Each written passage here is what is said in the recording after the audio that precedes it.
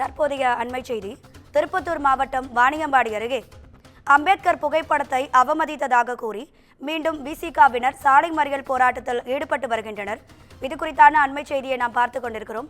மறியல் போராட்டத்தில் ஈடுபட்ட விசிகாவினர் மற்றும் பொதுமக்களுடன் காவல்துறையினர் பேச்சுவார்த்தை நடத்தி வருகின்றனர்.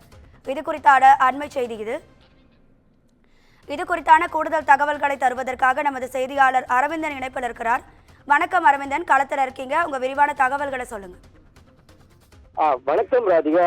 திருப்பத்தூர் மாவட்டம் வாணியம்பாடி அடுத்த நெக்குந்தி ஊராட்சியில் அம்பேத்கர் இளைஞர் நற்பணி மன்றம் சார்பில் அம்பேத்கர் புகைப்படம் பொருந்திய பீடம் அமைக்கப்பட்டுள்ளது.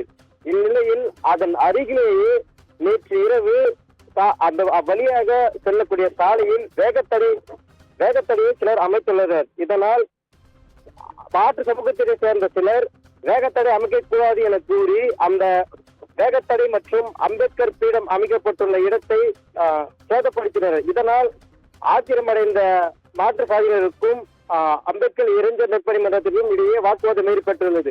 இந்நிலையில் சிலர் அம்பேத்கர் புகைப்படம் பொருந்த சோற்றின் மீது அவமரியாதை செய்துள்ளனர்.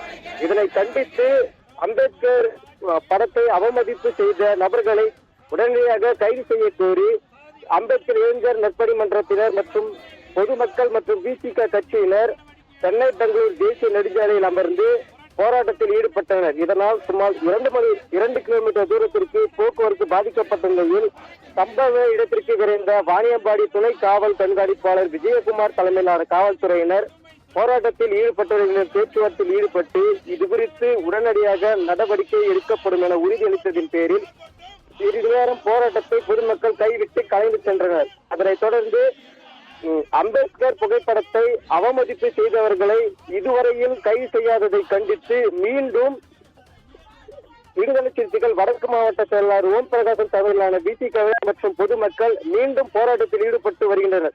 மேலும் நெக்குந்தி பகுதியில் ஆயுதப்படை காவலர்கள் அதிக அளவில் குவிக்கப்பட்டுள்ளதால் நெக்குந்தி பகுதியில் பெரும் போராட்டம் ஏற்படும் சூழல் நிலவி வருகிறது. அதனைத் தொடர்ந்து மாற்று சாதியினரும் தங்களது பிள்ளைகள் மீது பொய்யான குற்றச்சாட்டு வைப்பதாக கூறி அவர்களும் சாலை மறியலில் ஈடுபட முயன்றதால் நெக்குந்தி பகுதியில் பெரும் பரபரப்பு நிலவி வருகிறது. ராதிகா,